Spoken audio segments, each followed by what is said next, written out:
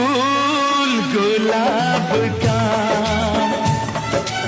फूल गुलाब का, लाखों में हजारों में एक चेहरा जनाब का।